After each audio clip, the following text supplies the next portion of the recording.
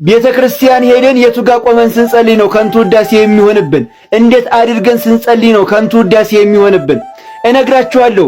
ቪዲዮውን በቅንነት አምስት ጊዜ ኮፒ ሊንክ አድርጉት፣ ሼር እያደረጋችሁ ለሁሉም ማዳርሱት።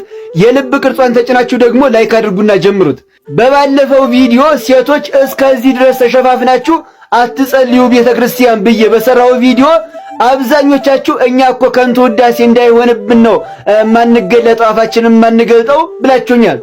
ቆይ እስኪ ልጠይቃችሁ፣ ቤተክርስቲያን የምትሄዱት ልትነግዱ ነው እንዴ? አይደለም፣ ልትጸልዩ ነው። ስለዚህ ቤተክርስቲያን ገና ስትሄዱ እኮ ለምን እንደሄዳችሁ ይታወቃል፣ ልትጸልዩ ነው። ታዲያ ምኑ ነው ከንቱ ውዳሴ? እየውላችሁ ቤተክርስቲያን የቱ ጋር ቆማችሁን ብትጸልዩ ማለትም ሴቶች በሴቶች ወገን ወንዶች ደግሞ በወንዶች ወገን እንዳለ ሆኖ የቱ ጋር ቆማችሁም ብትጸልዩ እንዴትም ሆናችሁ ብትጸልዩ ከንቱ ውዳሴ አይሆንም፣ ከንቱ ውዳሴ አይሆንም። ምክንያቱም ቤተክርስቲያን የመጣችሁ ልትጸልዩ ስለሆነ። እስኪ ልጠይቃችሁ፣ እናንተ ባንከር ሆናችሁ ባንክ ቤት ተቀጥራችሁ የባንክ ሰራተኛ ማለት ነው፣ ብዙ ብር ብትቆጥሩ ይሄ ሰውዬ እኮ ብሩን እንድናይለን ነው እኮ የሚቆጥረው ትባላላችሁ? አትባሉ። ምክንያቱም ስራችሁ ነዋ። ነገር ግን ያንን ብዙ ብር አስፋልት ላይ ብትቆጥሩስ ይሄ ሰውዬ እኮ ሀብቱን ሊያሳየን ነው ትባላላችሁ። ምክንያቱም ያለ ቦታው ስለሆነ ማለት ነው። ይኸውላችሁ ቤተክርስቲያን ማንም እያያችሁ ብትጸልዩም ከንቱ ውዳሴ አይደለም። ምክንያቱም የጸሎት ቦታው ነው። ከንቱ ውዳሴ የሚሆነው ገበያ ላይ ልክ ዳዊታችሁን ዘርግታችሁ የምትጸልዩ ከሆነ ይሄ ሰውዬ ጸሎተኛ ለመባል ነው ትባላላችሁ። ይሄ ከንቱ ውዳሴ ነው። ቤተክርስቲያን ግን ማንም እያያችሁ ብትጸልዩ ከንቱ ውዳሴ አይደለም። ሐሳብ አስተያየታችሁን ኮሜንት ላይ አስቀምጡልኝ። ሼር እያደረጋችሁ ደግሞ ለሁሉም አዳርሱልኝ። ላይክ ማድረግ አትርሱ። ቤቱን ፎሎ አድርጉ። እወዳችኋለሁ። ክብር በሉልኝ። የጽጌን ጾም እስከ ስንት ሰዓት ነው የምንጾመው? እነግራችኋለሁ። ቪዲዮ ለሁሉም እንዲዳረስ አምስት ጊዜ ኮፒ ሊንክ ማድረጋችሁ እንዳይረሳ። ሼር እያደረጋችሁ ደግሞ ለሁሉም በማዳረስ የልብ ቅርጿን ተጫኑና ላይክ አድርጉና ጀምሩት። እንግዲህ እንደነገርኳችሁ የጽጌ ጾም የፈቃድ ጾም ነው ብያችኋለሁ። ነገር ግን አንዳንዶቻችሁ የፈቃድ ጾም ማለት ምን ማለት ነው እያላችሁ በውስጥ መስመር የምትጠይቋላችሁ። የፈቃድ ጾም ማለት ቤተክርስቲያን ጾሙ ብላ ያላዘዘችን ነገር ግን አንድ ሰው ወዶ ፈቅዶ ብጾመው ክብር አገኝበታለሁ ብሎ በራሱ ወዶ ፈቅዶ የሚጾመው ጾም ማለት ነው። ይሄ ጾም ባንጾመው ኃጢአት አይሆንም፣ ብንጾመው ግን ክብር እናገኝበታለን ማለት ነው። የፈቃድ ጾም የሚባለው ስለዚህ ነው። ስለዚህ የጽጌ ጾም የፈቃድ ጾም ነው። እናም እስከ ስንት ሰዓት ነው መጾም ያለብን ካላችሁኝ እስከ ፈቀዳችሁበት ነው። የፈቃድ ጾም አይደል? እስከ ፈቀዳችሁበት ነው። ነገር ግን ያው ዝቅተኛው የጾም ሰዓት የሚባለው 9 ሰዓት ነው አይደል? ስለዚህ እስከ 9 ሰዓት ብትጾሙት መልካም ነው። ፈቃዳችሁ ከሆነ እስከ 12ም መጾም ትችላላችሁ። ይሄ የፈቃድ ጾም ስለሆነ እስከዚህ ሰዓት አይባልም። እናንተ እንዳቅማችሁ መጾም ትችላላችሁ ማለት ነው። ግልጽ ነው። ሐሳብ አስተያየታችሁን ኮሜንት ላይ አስቀምጡልኝ። እንደዚሁም እስከ ዛሬ ድረስ የኔን ዩቲዩብ የማታውቁ ሰዎች ብዙ ጠቃሚ ነገሮች አሉት። ዩቲዩብ ላይ እየገባችሁ ተመልከቱ። ሊንኩ ባዮ ላይ አለላችሁ። በሊንኩ ግቡ። ምክንያቱም ድርግኝ ዩቲዩብ እያሉ በእኔ ስም ብዙ ሰዎች ስለከፈቱ ሊንኩን እየተጫናችሁ ግቡና ትክክለኛውን አካውንት ታገኙታላችሁ ማለት ነው። ሼር ኮፒ ሊንክ እያደረጋችሁ ለሁሉም ማዳርሱልኝ። ላይክ አድርጉ። ቤቱን ደግሞ ፎሎ ማድረግ እንዳትረሱ። እወዳችኋለሁ። ክብር በሉልኝ። ጸጌ ከሚለው የግስግስ የተገኘ ሲሆን አበባ አፈራ ማለት ነው። በዚህም ወቅት አበቦች በተለያየ ህብረ ቀለም አብበው አፍርተው ይታያሉ። እመቤታችን ቅድስት ድንግል ማርያም ልጇን ይዛ ከምድረ ገሊላ ወደ ምድረ ግብጽ በዚህ ወቅት ተሰዳለች። እመቤታችን የተሰደደችው ትክክለኛ ወቅቱ ግንቦት ቢሆንም እኛ ግን በዚህ ወቅት እናስበዋለን። ይህም የሆነበት ምክንያት ሊቃውንት እመቤታችንን በአበባ ልጇን በፍሬ እየመሰሉ ለማመስገን ከዘመኑ ጋራ ከወቅቱ ጋራ እንዲመሳሰል ብለው ወስነዋል፣ ደንግገዋል። ህዱማ ማሩን እዩት። በዚህ በዋልባ በጸለምት ወደ ቅዱስ ያሬድ ይሄ ሊማሊሞ ጥግ ለጥግ ያለው ዞ እስከ ዋልባ ያለውን ጫካ እዳችሁ ብታዩት ሐዛፉ ንቦቹ ጉሪ ሰርተው ማሩን እዚያ ነው የሚያጠራቅሙት የሚሰሩት። ያማር ሰብሳቢ የለውም። አንዳንድ ጊዜ እረኞቹ የኩበት ጭስ እያጤሱ በእንጨት እየሳቡ ይጠቀሙበታል። ማር ስንት ኪሎ ነው እዚያው? እዚሁ ነው ማሪን ያልሆነ አዴ ስንፍና አይደል? ያን ማር እንኳን ቆርጦ የማይበላ ትውልድ። አይ ምቀኝነትና አንዱ ትንሽ ሀብት ሲያገኝ ያንን ለመጣል ይረረታል። ሰውን ለመጣል ከመሯሯጥ የግዳ ሐዛፍ ላይ ያለውን ማር ለማውረድ መሯሯጥ አይቀልም ነበር? አሁን ይቺ ሀገር ድሃ ትባላለች። በሌላው ዓለም ሲሄዱት ማር እንዴት እንደሚሸጥ ፍራፍሬ እንዴት ቅጠሉ እኮ በእያንዳንዱ ሀገር አሁን ይህ ቅጠል አይረግፍም። ተለቅሞ በስነ ስርዓት ተቀምሞ ምሳ ማን እየተሸጠ በየመንገዱ እየበላ ነው እየበተበላ የሚሄደው እኮ ቅጠል። ሌሎች ሀገር ቅጠል አይጥሉም። ይገርማቸዋል። እንኳን ፍሬ ቅጠል አትወድቅም የትጉቦች ሀገር። እስቲ ብዙዎች ያዩ ዘንድ ይህንን በደንብ ኮፒ ሊንክ ሼር አድርጉት። ኢትዮጵያዊነታችን ይኸው መገለጫው ብዙ ነው። የእስልምና እምነት የምትከታይ ልጅ ናት፣ ግን ስላደረክልን እናመሰግናለን ብላ በአቅሟ የእመቤታችንን ምስል ይዛ መጥታለችና ታመሰግኗት ይገባል። በአቅሟ የእመቤታችንን ምስል ይዛ መጥታለችና ታመሰግኗት ይገባል። ይቺ ናት ኢትዮጵያ። ይቺ ኢትዮጵያ አልናፈቀቻችሁ? ተከባብሮ ተሳስቦ በጋራ የምንኖርባት አባቶቻችን ይቺን ሀገር ያስረከቡን በጋራ በአንድነት ሆኖ እንዲህ በፍቅር ነው። እንግዲህ እንደተመለከታችኋት ልጅቷ የእስልምና እምነት ተከታይ ናት። ግን ደስ ስላላት ለመምሯ ምንድነው የሰጠችው? የእናታችንን የቅድስት ድንግል ማርያምን ስዕል ማለት ነው። ይህንን ቅዱሱን ስዕል ለመምሯ ሰጥታለች።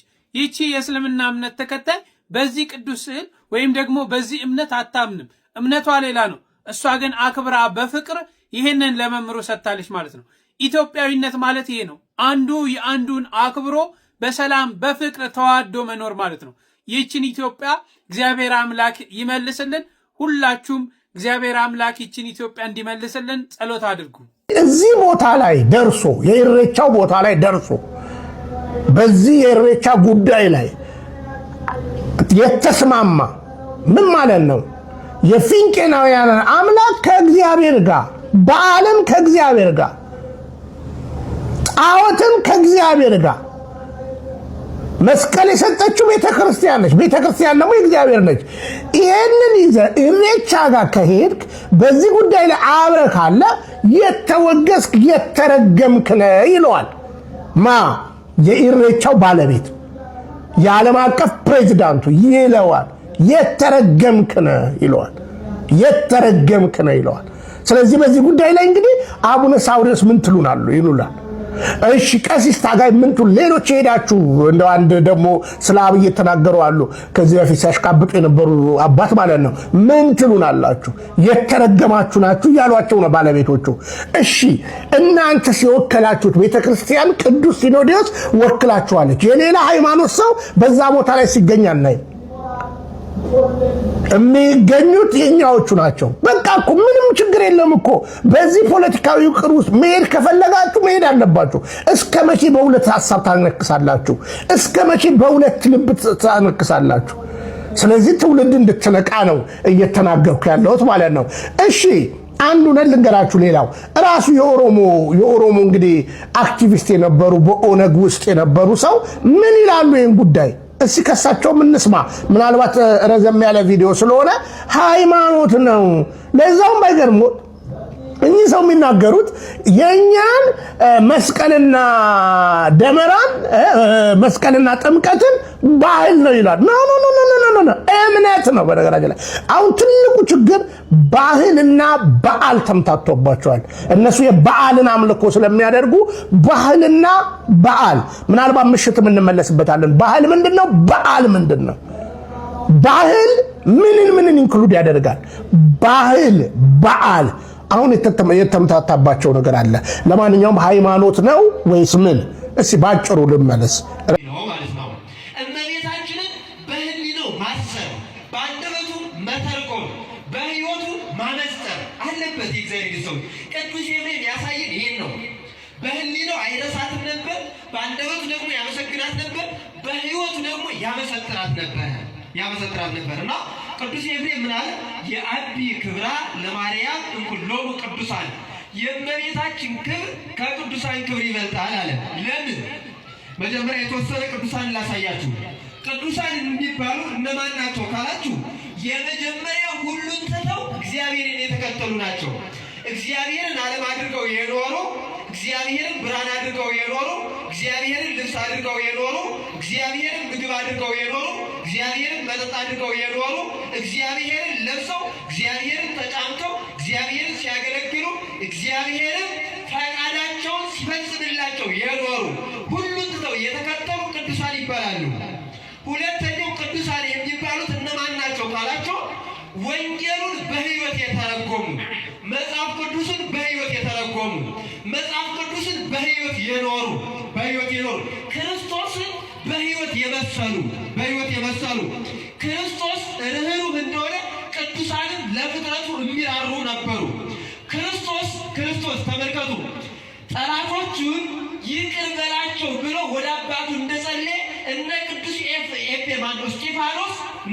እስጢፋኖስ ሲወግሯቸው አይሁድ ሲወግሩት ምን ብሏል? ጌታ ሆይ ሳያውቁ ነውና ኃጢአታቸውን ይቅር በላቸው ብለው ሕይወታቸውን ሕያው ወንጌል ያደረጉ፣ ሕያው ወንጌል ከማድረጋቸው ባሻገር እነሱ ሕያው ወንጌል ሆነው የተሰበኩ፣ ወንጌል ሆነው የተጠቀሱ፣ ጥቅስ ጠቅሰው የሚያስተምሩ ብቻ አይደሉም፣ ጥቅሰው ነው የሚጠቀሱ። መጽሐፍ ቅዱስን አንበው የሚያስነብቡ አይደሉም፣ መጽሐፍ ቅዱስ ሆነው የሚነበቡ ናቸው ቅዱሳን የሚባሉ። እየሰማችሁ ነው? እንዲህ አይነት ቅዱሳን ናቸው። በነገራችን ላይ የእግዚአብሔር ቤተሰቦች በከተማችን ብዙ አጭበርባሪዎች አሉ።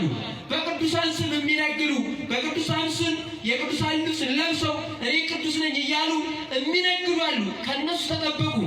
በከተማ ያለ ቅዱስ የለም።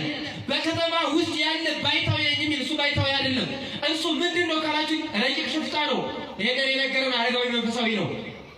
ቅዱሳን ማለት ሁሉን ትቶ እግዚአብሔርን ዓለም አድርጎ እግዚአብሔርን ምግብ አድርጎ የኖሩ ናቸው። በዚያውም ላይ ባይታዊ ማለት ብቸኛ ማለት ነው። ምን ማለት ነው? እስኪ ብቸኛ በሉ። ባይታዊ ማለት ምን ማለት ነው? ብቸኛ ማለት ነው። ተመልከቱ። ምን ይላል መሰላችሁ? አንዳንድ ሰው አይ እንዲሁ ድከሙ ብሏቸው ነው ሰው አይለወጥም ይላል። እንዲሁ በጣም እንደዚህ አይነት ትዕቢት ታይቶ አይታወቅም። እንግዲህ ገበሬ ይዘራል፣ ፍሬው ግን ሲበቅል ግን አያየውም፣ ሲያድግ አያየውም። እንግዲህ እናንተ አይታችሁ ከሆነ አላውቅም፣ አይታችኋል? ይዘራዋል፣ ሲያድግ ሳያየው ያድጋል። እንደዚያ ነው። እኛም ሰው ሲለወጥ አናይም። አሁን አንዳንድ ሰው ምን ይላል መሰላችሁ? መቼም ሰነፍ አጃቢው ብዙ ነው፣ የሰነፍ ጥቅሱ ብዙ ነው። ምን ይላል መሰላችሁ? አንዳንድ ሰው አይ እንዲሁ ድከሙ ብሏቸው ነው ሰው አይለወጥም ይላል። እንዲሁ በጣም እንደዚህ አይነት ትዕቢት ታይቶ አይታወቅም። አለመለወጡ እናንተ እንዲሁ በምን ነው የምታውቁት? እንዲሁ እና የእግዚአብሔር ቃል የሚሰራ ነው የሚለው ወይበልህ እምኩሉ ሰይፍ ዘክሊ አፉሁ።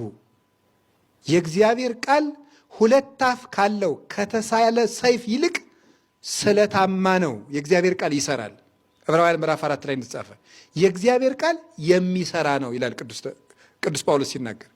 የእግዚአብሔር ቃል የሚሰራ ነው፣ ሁለት አፍ ካለው ሰይፍ ይልቅ የተሳለ ነው፣ ይቆርጣል። ወይፈልጥ ነፍስተ እመሌሊት፣ ጅማትን ከአጥንት ስጋን ከነፍስ የሚለይ ነው ይላል የእግዚአብሔር ቃል። ከተጣበቅንበት ነገር ፈልቅቆ የሚያወጣን የእግዚአብሔር ቃል ነው። ቀኑ ግን ገና ሊሆን ይችላል። ጌታስ ምን አለ? ኢይምሰልክሙ ዘአምጻእኩ ሰላመ ለብሔር አላ መጥባይተ። ሰላም ያመጣው እንዳይመስላችሁ ለሀገር ሰላም አላመጣውም ሰይፍን ነው እንጂ ይላል። ሀገር የሚለው ምንን ነው? ሰውነትን ነው። ሰይፍ ያለው ምኑን ነው? ወንጌልን ነው፣ ቃሉን ነው ሰይፍ የሚለው። ሰይፍ አንገትን ከደረት እንደሚለየው ሁሉ የእግዚአብሔር ቃል ከተጣበቅንበት ነገር ቆርጦ መጣል ይችላል። ያሰረንን ነገር መቁረጥ ይችላል። ይሄ መቼ ነው የሚቆረጠው? ስንሰማ እሱ ባለው ቀን። አንድ ቀን እግዚአብሔር በቸርነቱ በነካን ቀን፣ በጎበኘን ጊዜ፣ ልባችን አንድ ቀን በተከፈተ ጊዜ እንደ ሊልያ ቁርጥ አድርጎ ይጥለዋል። መጽሐፍ ቅዱስ ላይ ያለችው የጌታ የኢየሱስ ክርስቶስ እናት የተሰጣትን ሚሽን አኮምፕሊሽ ያደረገች እግዚአብሔርን የምታከብር እጮኛዋ ዮሴፍ ተብሎ የሚጠራ ከኢየሱስ ክርስቶስ በኋላ ልጆች ወልዳ ትዳሯን አክብራ የኖረች ለእሷ ተብሎ ዓለም የተፈጠረላት ሴት አይደለች። ይሄ የአጋንንቱ ዓለም ትርክት ነው። ኢትዮጵያ ውስጥ ያለችው ማርያምና መጽሐፍ ቅዱስ ውስጥ ያለችው ማርያም ይለያያሉ የምንለው በምክንያት ሰላም ኦርቶዶክሳውያን አላችሁ? እግዚአብሔር ይመስገን በጣም ደህና ነኝ። ይሄንን ከሃዲ እመጣበታለሁኝ። ከዛ በፊት ግን እንኳን ለእመቤታችን ለቅድስት ድንግል ማርያም ዓመታዊ በዓል በሰላምና በጤና ደረሳችሁ። ብዙሃን ማርያም ወደ ሐሳቤ ከመግባቴ በፊት አካውንቱን ፎሎ፣ ሼር፣ ኮፒ ሊንክ፣ ሪፖስት፣ ዱት፣ ላይክ፣ ፌቨራይት አድርጉ። ይሄንን ከሃዲ መርዙን አስተፋዋለሁኝ። እንደተለመደው ደግሞ እየመጣችሁ እዚህ ጋር ማለት ነው የእሱን ተወው ምናምን የምትሉ ሰዎች እኔ እሱን የምተው እኛን ስተው ነው ቤተ ክርስቲያን እያዋረደ ቅዱሳን እየተሳደበ ድንግል ማርያምን እያዋረደ እኔ ደግሞ እሱን አዋርደዋለሁ በሚገባው መጠን ልክ ማለት ነው። እንደርሱ በክህደት ሳይሆን በመጽሐፍ ቅዱስ ማስረጃ አንድ በአንድ እገልጣለሁኝ። በመጀመሪያ ደረጃ መጽሐፍ ቅዱስ ላይ 8 ማርያሞች አሉ። ትዝታውና መሰሎቹ ግን ይህን እንኳን ለይተው የማያውቁ ያልተማሩ ማይሞች ናቸው። እኔ ደግሞ አንድ በአንድ ማን ምን እንደሆነ መጽሐፍ ቅዱስ ላይ ያሉን አሳያቸዋለሁኝ። ተከታተሉኝ። የመጀመሪያዋ አንደኛዋ ማርያም እህተ ሙሴ ትባላለች። ማርያም እህተ ሙሴን የምናገኛት በዘጸአት 15:21 እንዲሁም ደግሞ ዘኍልቍ 12 ከ1 እስከ 12 ላይ ተጠቅሳ እናገኛታለን። ባለከበሯ ማርያም ትባላለች የሙሴት ማርያም። ሁለተኛዋ ደግሞ የምንመለከታት የእዝራ ልጅ የዮቶር ልጅ ማርያም ነች። አንደኛ ዜና መዋዕል ምዕራፍ 5 ቁጥር 17 ላይ ተጠቅሳ እናገኛታለን። ሶስተኛዋ ማርያም የጌታችን የአምላካችን የመድኃኒታችን እናታችን ቅድስት ድንግል ማርያም ነች። እሷ በመጽሐፍ ቅዱስ በብዙ ቦታ ተጠቅሳ እናገኛታለን። በሐዋርያት ሥራ፣ በዮሐንስ ወንጌል፣ በማቴዎስ ወንጌል፣ በሉቃስ በሁሉ ተጠቅሳለች። ለምሳሌ ላሳያችሁ ብል በዚህ በሉቃስ ወንጌል ምዕራፍ 1 ቁጥር 30 እና ማቴዎስ 1:16 ላይ በዘር ሐረግ ውስጥ ተጠቅሳ እናገኛታለን። አራተኛዋ ማርያም ደግሞ ማርያም መግደላዊት ትባላለች። ጌታችን አምላካችን ኢየሱስ ክርስቶስ ወደ 7 የሚጠጉ አጋንንትን ያወጣላት ናት ይህች ማርያም የምትባለዋ ማለት ነው። እንዲሁም ደግሞ ጌታችን ኢየሱስ ከሙታን ከተነሳ በኋላ አትንኪኝ ያላት፣ ነገር ግን ደግሞ ትንሣኤውን የገለጠላት ይህች ማርያም ነች። አምስተኛዋ ደግሞ እነ ትዝታው የሚክዱባት የድንግል ማርያም የምትመስላቸው መጽሐፍ ቅዱስን አስተካክለው ስለማያነቡ ይህች የኢየሱስ ወንድሞች ተብሎ የተጠቀሱት የያዕቆብ ትንሹ የስምዖንና የይሁዳ የዮሳ እናት ማርያም ነች። ይህቺ በማቴዎስ ወንጌል ምዕራፍ 13 ቁጥር 53፣ ሉቃስ ወንጌል ምዕራፍ 8 ቁጥር 6፣ ማርቆስ ወንጌል ምዕራፍ 15 ቁጥር 40 ላይ ተጠቅሳ እናገኛታለን። ይህች ነች እንግዲህ የጌታ ወንድሞች ተብሎ የተጠቀሱት እናታቸው ማለት ነው። ታዲያ ድንግል ማርያም በምን እንደሆነ ልጆች ወለደች የምትሏት? ከየት አመጣችሁት እናንተ ከሃዲዎች? መጽሐፍ ቅዱስ የማታምኑ የካዳችሁ ከአይሁድ የባሳችሁ የተሰናከላችሁበት። ወደ ስድስተኛው ደግሞ እንሄዳለን። ማርያም ባውፍሊያ ትባላለች። እቺ ደግሞ የያዕቆብና የዮሐንስ እናት ሁለተኛዋ ማርያም እያለ ይጠቅሳታል መጽሐፍ ቅዱስ ማለት ነው። ወይም ደግሞ ሌላኛዋ ማርያም ይላታል። የቀሌዮጳ ሚስት ይላታል። የድንግል ማርያም እህት ይላታል። ደግሞ ይችን እዛው ላይ የዮሐንስ ወንጌል ላይ ስናነብ ምዕራፍ 19 ማለት ነው። የድንግል ማርያም እህት ወይም ደግሞ የማርያም እህት እየተባለ ሁለተኛዋ ማርያም እያለ የዮሐንስ ወንጌል ላይ የሚጠቅሳት ነች። ይህች በጣም የሚገርመው ማለት ነው የድንግል ማርያም አባት ኢያቄምና ቀሌዮጳ ወንድማማች ናቸው። ስለዚህ ቀሌዮጳ ልጅ ሳይወልድ አረፈ። በሙሴ ሕግ መሰረት ደግሞ ውርስ የሚባል ነገር አለ። የሞተው ታናሹ ካለ በሞተው ላይ ገብቶ እርሱ ምን ያደርጋል? ያገባትና ልጆች ይወልድለታል። በሱ ስም ይጠራል ማለት ነው። በሞተው ስም ይጠራል። ይሄ በስፋት መጽሐፍ ውስጥ የሚጠቅሰው ነው። ይህቺ ማቴዎስ 13 ቁጥር 5፣ ማርቆስ 15 ቁጥር 40 ላይ፣ ሉቃስ 8:6 ላይ ተጠቅሳ እናገኛታለን። ይህች ማርያም ማለት ነው። ሰባተኛዋ ደግሞ ማርያም እህት አልዓዛር ወይም ደግሞ የማርታ እህት ማርያም ትባላለች። ሉቃስ 10:38 ላይ አልዓዛር በሞተ ጊዜ ጌታ ኢየሱስ ክርስቶስ አልዓዛር ሲሞት ይየው የጠሩት ማርያምና ማርታ ተብለው ማርያም የማይቀሟትን በጎ ዕድል መረጠች የተባለችው ይህች ማርያም ናት። ያው ለድንግል ማርያም የሚያሳችሁ ሰዎች ስላሉ ማለት ነው። ስምንተኛዋና የመጨረሻዋ ደግሞ ማርያም እንተ ዕፍረት ትባላለች ወይም ደግሞ ባለሽቶዋ ማርያም ትባላለች። ጌታችን አምላካችን መድኃኒታችን ኢየሱስ ክርስቶስን በስምዖን ቤት ሄዳ ሽቶ የ300 ዲናር ሽቶ ሰብራ በፀጉሩ ላይ አድርጋ በፀጉሯና በእንባዋ በኃጢአቷን የተናዘዘች ኃጢአተኛዋ ማርያም የምትባለዋ ይህች ማርያም ነች። ለጌታችን ለኢየሱስ ክርስቶስ ለመሸጡና ለመከዳቱ ምክንያት የሆነው ሽቶ ከዚች ማርያም ብር ላይ ያለው ነገር ነው። የምታውቁት ነው። 30 ዲናር የተመዘነለት ይሁዳ በዚህ ነው። ስለዚህ ከዚህ ከስምንቱ ውስጥ መካከል እናንተ ካያችሁት አሁን ከጠቀስኩላችሁ ውስጥ የትኛው ላይ ነው ድንግል ማርያም ልጆች የወለደችው? ዮሴፍን አግብታ። አንተ ከሃዲ ከየት ነው የምታመጣው? ያንኛዋን ማርያም ካንደኛዋ እኔ ኦርቶዶክሳውያን ለይተን እንድናቅ ነው 8ቱን ማርያሞች ዘርዝሬ የነገርኳችሁ ማለት ነው። ይሄን ይመስላል። ካሁን በኋላ በድንግል ማርያም ላይ ለሚነሳው ጥያቄ ይሄ ከሃዲ ለሚያመጣው ቤተክርስቲያን ላይ ለሚያነሳው ጥያቄ እግር በእግር እየተከታተልኩኝ መልስ እሰጣለሁ። መቼም ቢሆን አልፋታውም። እናንተ የገባችሁ ኮሜንት የምታውቁ ሰዎች ካልፈለጋችሁ ቪዲዮን አለማየት ትችላላችሁ። ቤተክርስቲያን ስለነካ እኔ ደግሞ አልፋታውም መቼም ቢሆን። ክህደቱን ደግሞ እኔ ራሱን ቀጥቅጬ መርዙን አስተፋዋለሁ በመጽሐፍ ቅዱስ ማስረጃ ማለት ነው። እንደተለመደው አካውንቱን ፎሎ፣ ቪዲዮውን ደግሞ ሼር፣ ኮፒ ሊንክ፣ ሪፖስት ዲዩት አድርጉ። በድጋሚ እንኳን ለድንግል ማርያም ዓመታዊ በዓል በሰላምና በጤና አደረሳችሁ። መልካም በዓል ይሁንላችሁ። ሰላም እያላችሁበት። ጽጌን የማይጾም እመቤታችንን አይወዳትም። ውድ ልዑል እግዚአብሔር ልጆች አስቀድማችሁ ሼር፣ ኮፒ ሊንክ፣ ፎሎ አድርጉ። በዚህ ዙሪያ እንነጋገራለን። መልሱን ልንገራችሁ። ጽጌን የማይጾም ሰው እመቤታችንን አይወዳትም። ለምን ነው የማይወዳት ካላችሁ መከራዋን፣ ስቃይዋን፣ ስደቷን አያስብም ማለት ነው ወይ ከተባለ ያስባል። ነገር ግን ጾሙን የማይጾመው ሰውየው ጾሙ ከሰባቱ አጽዋማት አንዱ ስላልሆነ ነው። ይህ ጾም ሰዎች ንስሐ የሚገቡበትና ከነፍስ አባቶቻቸው ጋር ተገናኝተው የፈቃድ ጾም አድርገው በፈቃዳቸው የሚጾሙበት ጾም እንጂ የግድ ጾም ስላልሆነ ጾሙን አይጾምም ማለት እመቤታችንን አይወዳትም ማለት አይደለም። ጾሙን የማይጾሙ በማህሌት ሲያሸበሽቡ የሚያድሩ እመቤታችንን ሲያገለግሉ የሚያድሩ እንቅልፋቸውን አጥተው 6ቱንም ወይም 5ቱንም ሳምንታት አንዳንድ ጊዜ 6 አንዳንድ ጊዜ 5 ነው የሚሆነው እንቅልፋቸውን አጥተው ቅዳሜ ለእሑድ ቤተክርስቲያን እያደሩ እመቤታችንን ሲያመሰግኑ የሚያድሩ አሉ። ነገር ግን የማይጾሙ እነዚህ ሰዎች እመቤታችንን አይወዷትም ማለት አይቻልም፣ ይወዷታል። ነገር ግን ጾም አይጾሙም። ለምንድን ነው የማይጾሙት ከተባለ የፈቃድ ጾም ነው እንጂ የትእዛዝ ጾም አይደለም ብለው አይጾሙም ማለት ነው። የትኛው ነው የሚሻለው ታዲያ ከተባለ ሁልጊዜ ከመብላት አለመብላት ይሻላል፣ ወይም ደግሞ ካለመጾም መጾም ይሻላል። ይህንን ጾሙን በምንጾምበት ሰዓት የእመቤታችንን ፍቅር እጥፍ ድርብ ሆኖ ያድርብናል፣ እንወዳታለን፣ እናከብራታለን ማለት ነው። እማንጾም ከሆነ ደግሞ በመጠኑ እንወዳታለን ማለት ነው። ስለዚህ በምንጾምበት ሰዓት የምንጾመው የማይጾሙትን ሰዎች መንቀፍ ወይም ደግሞ የሚጾሙት የማይጾሙትን ሰዎች መንቀፍና መዝለፍ የለብንም ማለት ነው። እኔ ሽሮ እየበላሁ እንዴት እገሌ ዶሮ ይበላል ማለት የለብንም። ሁለታችንም የእመቤታችን ልጆች ስለሆን ስለዚህ ተስማምቶ መጾሙ የተሻለ ነው ማለት ነው። የእመቤታችን በረከት እጥፍ ድርብ ሆኖ ይደርብን።